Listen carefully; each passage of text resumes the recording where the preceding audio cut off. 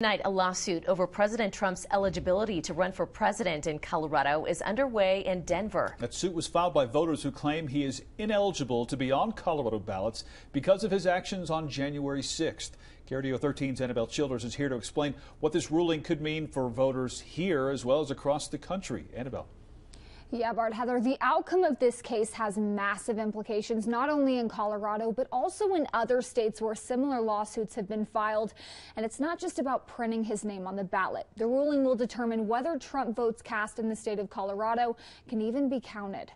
Trump engaged in insurrection and therefore cannot appear on the ballot. No person, not even the former president, is above the law. Monday morning, opening statements began in a Denver district courtroom. The lawsuit is about whether Donald Trump disqualified himself by inciting the insurrection and engaging in insurrection. The lawsuit centers on Section 3 of the 14th Amendment, which states anyone who swore to uphold the Constitution and then encouraged rebellion cannot run for office. I haven't actually made any decisions in terms of whether Donald Trump is qualified to the ballot. Secretary of State Jenna Griswold is also a defendant on this lawsuit because of her role in certifying Colorado ballots. She says she hasn't taken a position and will follow whatever guidance is handed down by the judge in this case. If she rules that Trump is ineligible for candidacy under the 14th Amendment, any Colorado votes cast in his favor will not count, even write-ins. The sole authority for determining who is a bona fide Republican candidate who is qualified for the ballot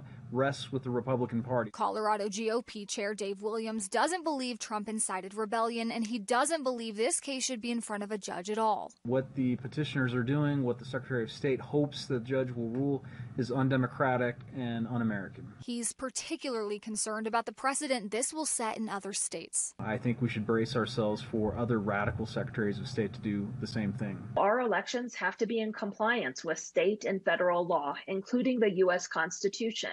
And I think it's appropriate that this lawsuit was filed. Griswold says the judge in this trial has indicated she will give a decision in this case by mid-November, but both Griswold and Williams believe the case will be appealed to a higher court regardless of what's decided. Reporting live in our studio, Annabelle Childers, KRDO 13.